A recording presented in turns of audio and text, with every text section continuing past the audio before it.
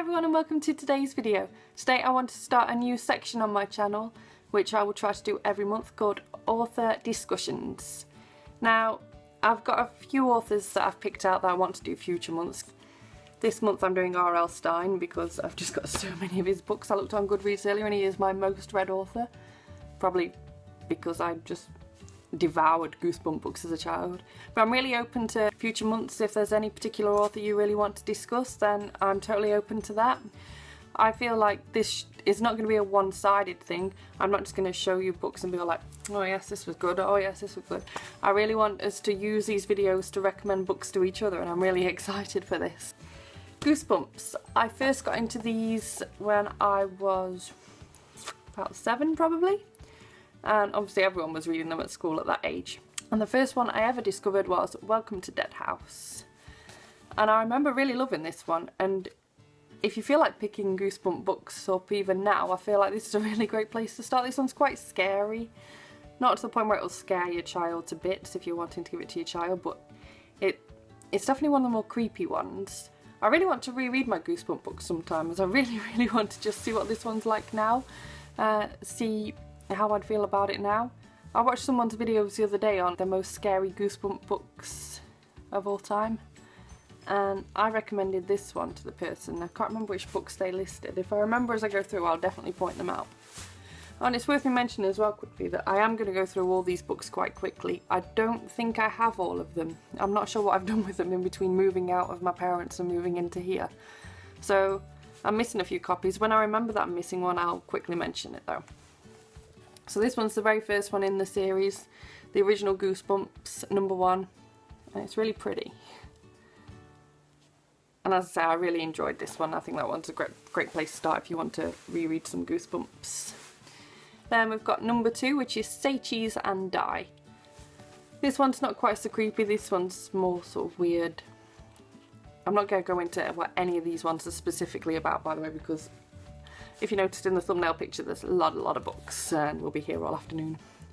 But it's not a bad book. I wouldn't go into this one as your first Goosebumps book, though. Then I'm definitely missing 2 Goosebumps books. I'm missing #3, which is called something like Stay Out of the Basement, and that one has a green cover, and I'm sure I've got that one somewhere.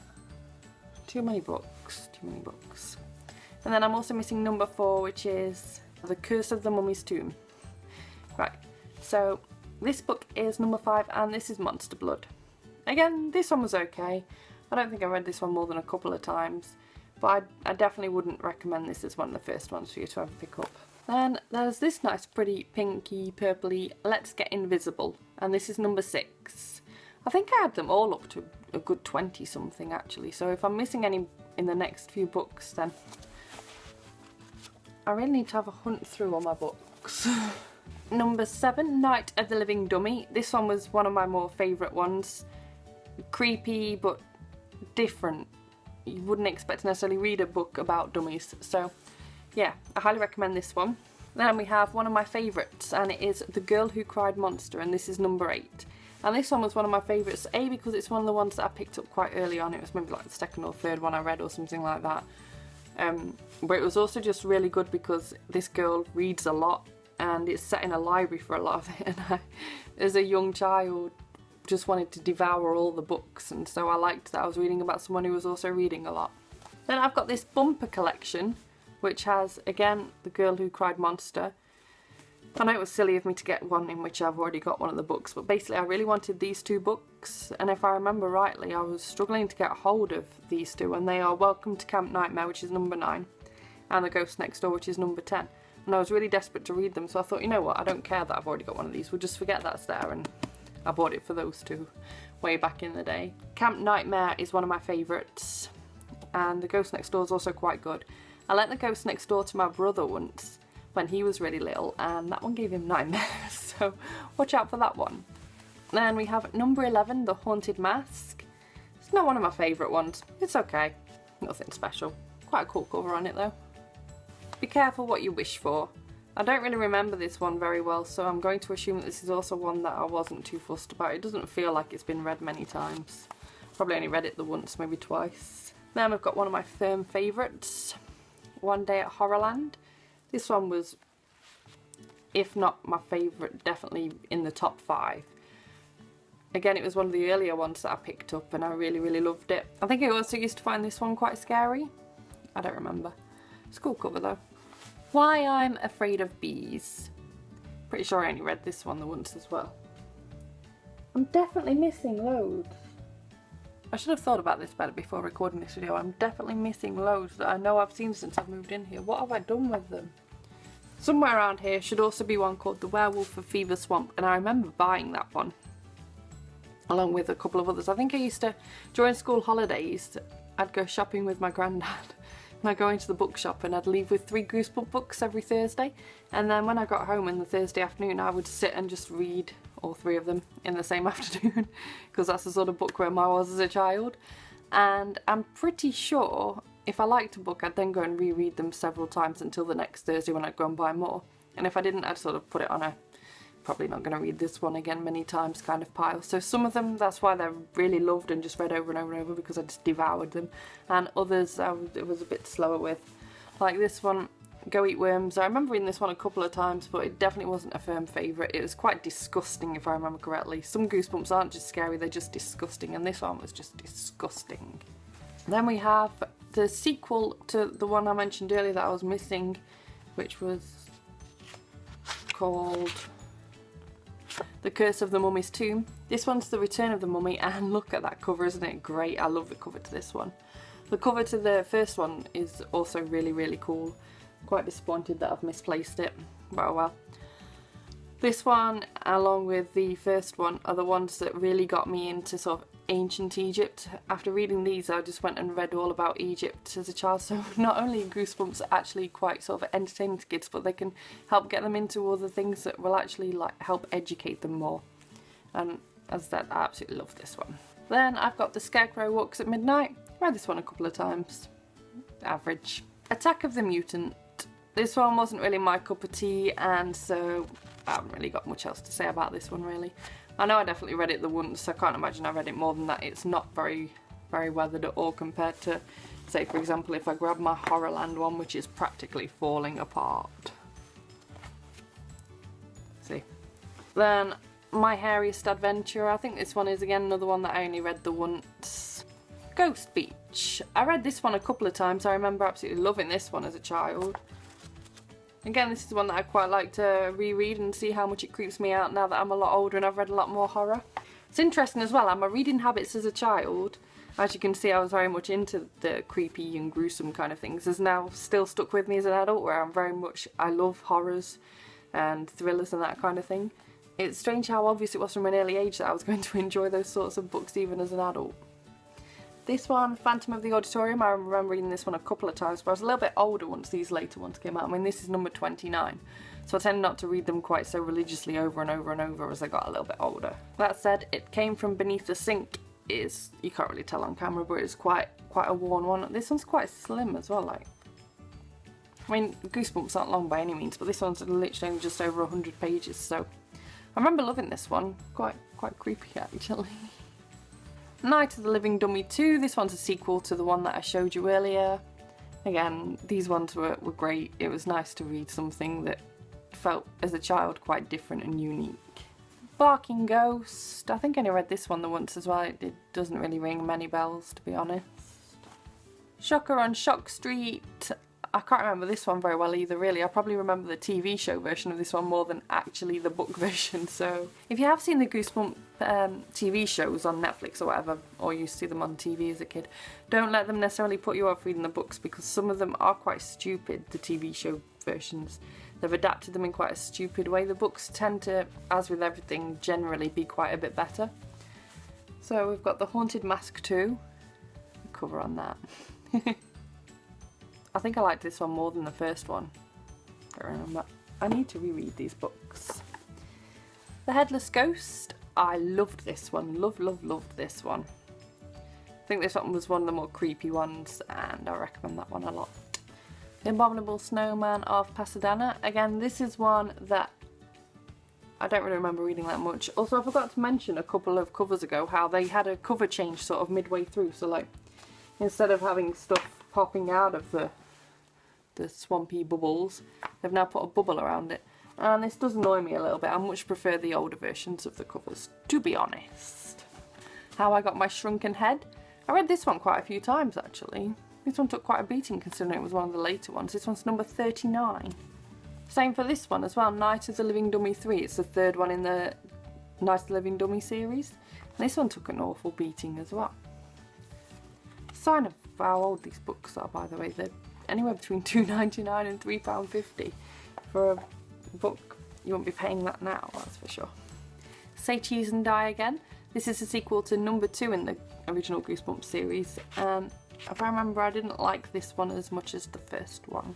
How to Kill a Monster. Don't remember this one. I did read every single Goosebump book I own, by the way. I'd just like to mention all the Goosebump books that I own. In fact, every book I own by R.L. Stine I have read at least once. I just can't necessarily remember many of them very well because it was so many years ago. Attack of the Jack-o'-lanterns. Vampire Breath. I think I read this one quite a few times as well when I started getting into vampires a bit more. And then I've got a hardback, kind of a special one, which has Chicken Chicken, Don't Go to Sleep, and The Blob That Ate Everyone. And what is most fun of all is that the eyes... Is that working? You can't see very well on camera. Yeah, you can just about see now. The eyes still flash even though this is really old, so I'm quite impressed by its longevity. It's in quite good condition, this one. I went through a phase as well of a child as like highlighting the books I owned and which ones I needed. So that's it for my main Goosebump collection.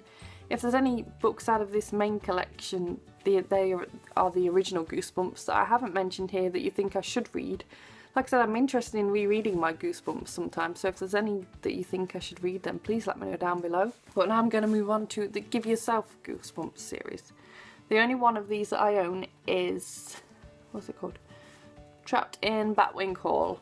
Now I remember doing this quite a few times, it's really, really worn. It's one of those ones where you read a certain bit and then it tells you to either go onwards or whatever, and you get different endings depending on what you do, and you have to hurry to different pages, and then you get different endings. People might... Actually, I can't remember how it ends. I can't remember the people die. I wouldn't have necessarily thought so since it's Goosebumps. But I can't really remember, to be honest with you. I'll have to give this a reread as well. If there's any in that series that you think that I should check out, let me know down below. Then I've got the Fear Street collection, which are still for children, but I feel like these were a lot scarier than what the Goosebumps were. Now my first one, the cover's fallen off, I'm afraid. It's the Ghosts of Fear Street. There's the back, since we can look at something that's at least got a bit of colour to it rather than a plain awful cover. The sign of the state of this one is a good indication of how much I loved this book as a child. This one was one of my favourites. It creeped the crap out of me, I've got to say. I highly recommend this book. The only other one I've got in this series is the second one in the series, which is Who's Been Sleeping in My Grave. And this one was really, really creepy too, like really creepy. I highly recommend this one too. They're all I've read out of that series, and I'd be happy to pick up more if you want to recommend me some down below if you've read any of them at all. The last 3 books I've got to show you are from Point Horrors, so when I got a little bit older I still stuck to quite gruesome kind of stuff. It's sort of the equivalent of YA back in my day, I suppose. And the first book that I've got to show you is Beach House by R.L. Stine. And I honestly can't remember anything about this book. I know I read it... Oh, I haven't cracked the spine much. I definitely read it at least once. Beyond that, I'm not really sure. But from what I remember, I enjoyed it. How did I not crack the spine back then? I didn't take care of my books back then. How bizarre. Here's a sign I didn't take care of my books back then. Look at that spine. So this one's Point Horror number 7 collection. And it's got 3 books in it. It's got The Window by Carol Ellis, The Train by Diane Ho, and Hit and Run by R.L. Stine. And R.L. Stine specifically was one that I remember really, really enjoying, really loving. I'm not sure whether these are even all that easy to get a hold of these days, but if you can and you want to check it out, I would highly recommend it. And this is number 10 in that collection series. And this one's got The Watcher by Leah Litke, The Boy Next Door by Sinclair Smith, and The Hitchhiker by R.L. Stine. And I remember the Hitchhiker one being really, really, really good as well. So they're all the books I own by R.L. Stine. I know he's got a new one coming out quite soon. I think it's next month. I did request a review copy of it off NetGalley, but I got declined, so never mind, I'll just have to buy it myself. If there's, obviously this is just a small hole in the amount of books that actually R.L. Stine has done, and I would like to read more, so if you want to recommend me any down below, please do so. I feel like a lot of the time Goosebumps books are quite easy to get through quite quickly, so I feel like I could throw quite a few of these into some of my month's TBRs and get through them again and just give them all a reread. But yeah, as I said, I'd love to read more by him. I know there was a whole new Goosebumps series brought out, along with some other series, some other books he's got out. Please recommend any to me down below that you think are worth me picking up and that I've not already read. If you want to look at what Goosebumps books I've definitely read, I think they're all noted on Goodreads. I'm not 100% sure, but check my Goodreads if you'd like. If you're not friends with me on there yet, then please feel free to do so. If you want to recommend an author for future author recommendation chat videos, then let me know, and thank you so much for watching. If you like this video, please give it a thumbs up. Let me know whether you like the idea of discussing and recommending books from authors each month, then also let me know. And I'll see you on Friday with my weekly wrap up. Bye bye!